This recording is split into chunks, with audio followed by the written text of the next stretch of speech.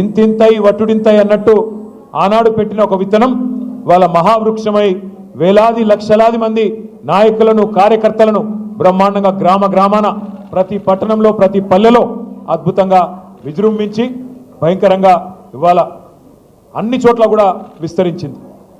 నా విజ్ఞప్తి నా ప్రార్థన మీతో ఒకటే, ఇవాళ కేసీఆర్ గారు అంటే ఒక వ్యక్తి కాదు, టీఆర్ఎస్ అంటే ఒక సామాన్య శక్తి కాదు. కొంతమంది కలలు కంటున్నారు, పిచ్చి కలలు కంటా ఉన్నారు.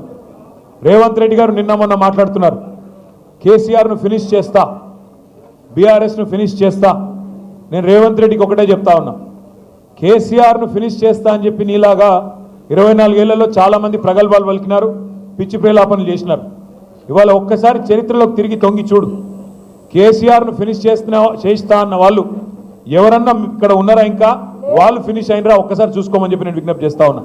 కేసీఆర్ అనే వ్యక్తి ఆయన తెలంగాణ రాష్ట్ర ఏర్పాటు కనుక ఆయన నడుము బిగించకపోతే ఇవాళ రేవంత్ రెడ్డి కూర్చున్న కుర్చీ, రేవంత్ రెడ్డి కూర్చున్న తెలంగాణ ముఖ్యమంత్రి అనే కుర్చీ ఇవాళ ఉంటుండేనా ఒక్కసారి ఆలోచించాలని చెప్పి కూడా నేను మిమ్మల్ని కోరుతా ఉన్నాను. ఇవాళ అధికారము, పదవులు, ఎమ్మెల్యేలు, ఎంపీలు, ఎమ్మెల్సీలు ఇవన్నీ తాత్కాలికంగా ఉండొచ్చు, రేపు ఉండకపోవచ్చు. కానీ ప్రజల గుండెల్లో స్థానం శాశ్వతం, అది కేసీఆర్ గారికి మాత్రమే సొంతం అనే మాట నేను విజ్ఞప్తి చేస్తా ఉన్నాను. ఇవాళ రేవంత్ రెడ్డి గారు ఎందుకంటే ఆయన కొన్ని సాంకేతికపరమైన సమస్యలు ఉన్నాయి, అందుకే ఎత్తైన కుర్చీలో కూర్చుంటున్నాడు, 2 కుర్చీలు వేసుకొని కూర్చుంటుండు. కొన్ని టెక్నికల్ ప్రాబ్లమ్స్ ఉన్నాయి. ఎత్తైన కుర్చీలో కూర్చుంటే పెద్దగా అయిపోవు, నువ్వు ఎత్తైన కుర్చీలో కూర్చోగానే పెద్దోడు అయిపోవు. ప్రజల గుండెల్లో స్థానం సంపాదించుకోవాలి. నువ్వే చెప్తీవి కదా, ఏం చెప్పినావు ఎలక్షన్లకు ముందు? కేసీఆర్ బిచ్చమేసినట్టు 10,000 ఇస్తుండు, నేను 15,000 ఇస్తా. కేసీఆర్ రైతు బంద్ అంటే నేను రైతు భరోసా ఇస్తా అంటివి. మరి నేను ఇవాళ అడుగుతున్నా రేవంత్ రెడ్డి, రాష్ట్ర రైతాంగం ఎదురు చూస్తున్నది, 70 లక్షల మంది రైతన్నలు ఎదురు చూస్తూ ఉన్నారు. ఎక్కడ పోయింది నీ రైతు భరోసా? నువ్వే అంటివి కదా 10,000 ఏమున్నది, 15,000 ఇస్తా అంటివి. కేసీఆర్ 2 పంటలకు ఇస్తున్నాడు, నేను 3 పంటలకు ఇస్తా అంటివి. మరి ఎక్కడ బాయ్? ఉన్న వానాకాలం ఉన్న రైతు బంధు ఇప్పటికే ఎగ్గొట్టినావు. ఇప్పటివరకు వానాకాలం రైతు బందే ఖాతాల్లో పడలేదు. రైతన్నలు పాపం మోసపోయినామని ఇప్పుడు అర్థం చేసుకొని ఊరూరా బాధపడతా ఉన్నారు. రుణమాఫీ అంటివి, ఏమంటివి అన్నాడు? రుణమాఫీ చేస్తా. కేసీఆర్ ₹1,00,000 రుణమాఫీ చేస్తే మీరు రుణమాఫీ అయిన వాళ్ళు కూడా బ్యాంకు కురకండి, ఆగమాగం పొండి. కేసీఆర్ ₹1,00,000 మీకు మాఫీ చేసినాడు, నేను 2 లక్షలు చేస్తా. లోన్ తెచ్చుకోకపోతే అర్జెంటుగా తెచ్చుకోండి. డిసెంబర్ 9, 2023 సోనియమ్మ బర్త్డే, వెంటనే సంతకం పెడతా అంటివి. మరి సోనియమ్మ బర్త్డే పోయిన సంవత్సరం అయిపోయింది, ఈ సంవత్సరం రానే వస్తున్నది, ఇంకో సంవత్సరం. మరి 2023 అన్నావు, అది పోయింది. సోనియా గాంధీ గారి బర్త్డే మళ్ళీ వస్తూనే ఉన్నది, ఇంకో వారం రోజుల్లో 10 రోజుల్లో. ఇంతవరకు ఏమైంది? రుణమాఫీ అంటే సమాధానం లేదు. అదొకటే కాదు, ఒక సోనియా గాంధీ గారిని మోసం చేయలేదు, రాష్ట్రంలోని 70 లక్షల మంది రైతులనే మోసం చేయలేదు. మొత్తం ఏ దేవుడు కనబడతా ఆ దేవుడి మీద ఒట్టు. యాదగిరి గుట్టకు పోయిండు, యాదాద్రి లక్ష్మీనరసింహస్వామి మీద ఒట్టన్నాడు. వేములవాడ పోయిండు, రాజరాజేశ్వర స్వామి మీద ఒట్టన్నాడు. భద్రాచలం పోయినాడు, సీతారామస్వామి మీద ఒట్టన్నాడు. అలంపూర్ పోయినాడు, జోగులాంబ తల్లి మీద ఒట్టన్నాడు. ఇక్కడ హైదరాబాద్కి వచ్చి జూబ్లీహిల్స్ పెద్దమ్మ మీద ఒట్టన్నాడు. నిన్ననే దేవుళ్ళందరూ మీటింగ్ పెట్టుకున్నారంట. వీడెక్కడ దొరికిండ్రా నాయన, మనకు ఏడ కనబడితే ఆడ ఒట్లేస్తున్నాడు, ఈడెక్కడ దొరికినాడు నాయన. ఎందుకంటే మనుషులను మోసం చేసే మనుషులను చూసినాం, దేవుళ్ళని మోసం చేసేవాడు మొదటివాడు వీడు. మీరు ఆలోచించండి, నేను చెప్పేది తప్ప ఒప్ప ఆలోచించండి. ఏమన్నావు నువ్వు? 15 ఆగస్టు వరకు మొత్తం రుణమాఫీ. ఇంకా ఆ రోజు ఎగిరెగిరి పడుతుంది. హరీష్ రావు యాడు నువ్వు మూసిలో దుంకు, గంగల దుంకు, రాజీనామా చేస్తావా సస్తావా అంటివి. ఇవాళ అడవై మరి నీ రుణమాఫీ. ఆఖరికి పోని హిందూ దేవుళ్ళని మోసం చేసినావు. ఆఖరికి మా జహాంగీర్ పీర్ దర్గా కూడా పోయి అక్కడ కూడా ఒట్టు పెడుతుంది సరిగా. జహాంగీర్ పీర్ దర్గా పోయి పాపం అక్కడ ఒట్లు పెట్టినాడు. ఒక్కరిని కాదు, అన్ని కుల. మెదక్ చర్చిని కూడా ఉంచుకున్నాడా? మెదక్ చర్చిలో యేసుక్రీస్తు కూడా బాధపడుతున్నాడు, వీడెక్కడ దొరికిండ్రా నాయన. అక్కడ పోయి చర్చిలో అక్కడ కూడా ఒట్టు పెట్టినాడు. ఏ దేవుణ్ణి వదలలేదు, ఏ కులాన్ని వదలలేదు, ఏ మతాన్ని వదలలేదు. అంటే ఇంత మోసం అంటే ఇవాళ నేను నిజంగా కూడా హైదరాబాద్ ప్రజలకు మాత్రం, మీ చైతన్యానికి మాత్రం జిహెచ్ఎంసీ పరిధిలో నేను శిరస్సు వంచి మీకు పాదాభివందనం చేస్తాను. రాష్ట్ర వ్యాప్తంగానేమో కాంగ్రెస్ పార్టీ మాటలు విని జిల్లాలలో పాపం కొంతమంది మోసపోయినారు. మా తమ్ముళ్ళు, మా అన్నలు, మా అక్కలు, చెల్లెలు కూడా ఫ్రీ బస్సు తులం బంగారం అంటే కొంతమంది మోసపోయినారు. కానీ హైదరాబాద్ వాళ్ళు మాత్రం మోసపోలేదు.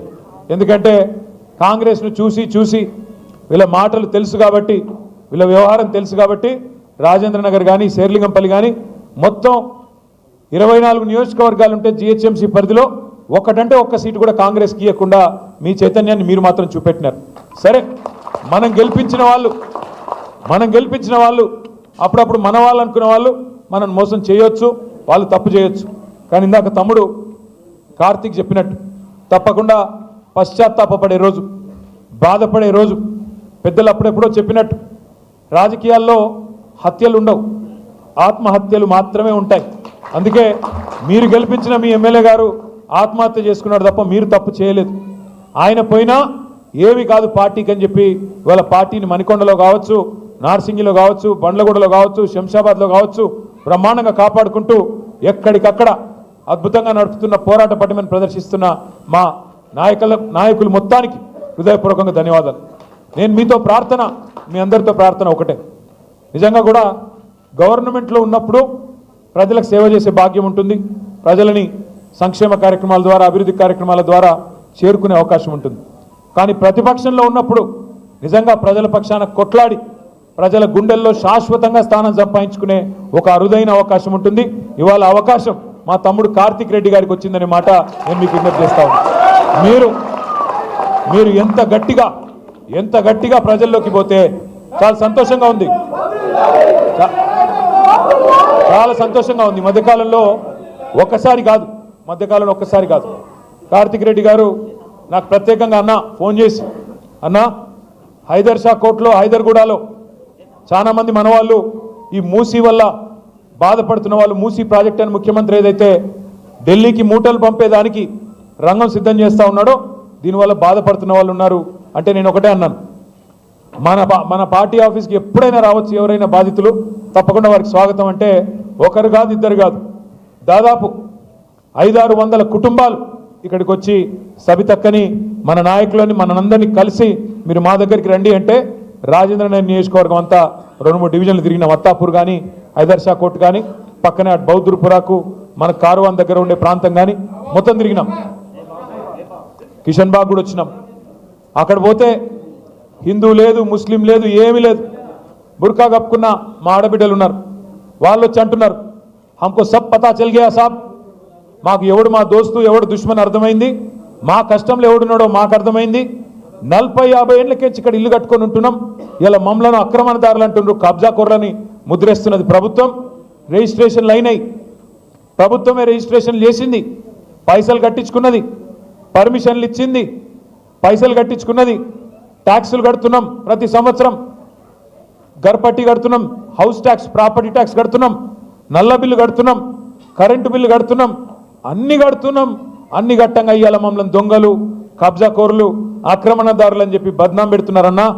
ఒక్కొక్క ఇల్లు విలువ 2 కోట్లు 3 కోట్లు ఉంటుంది. ఎందుకంటే హైదరాబాద్లో 60 గజాలు 50 గజాలు ఉన్నా ఇక్కడ బంగారం లాంటి భూమి, ఇక్కడ బంగారం లాంటి మరి మట్టి, అట్లాంటిది ఇవాళ అది ఇడిచిపెట్టి అది కూలగొడతాం, నువ్వు బయలుదేరి ఎక్కడనో కేసీఆర్ గారు కట్టించి వీళ్ళకి అప్పచెప్పిన డబల్ బెడ్రూమ్ నీకు ఇస్తాం అని చెప్పి అత్త సొమ్ము అల్లుడు దానం చేసినట్టు ఇవాళ కేసీఆర్ కట్టించిన డబుల్ బెడ్రూమ్లకు పంపుతా అని చెప్పి రేవంత్ రెడ్డి చెప్తున్నాడన్నా.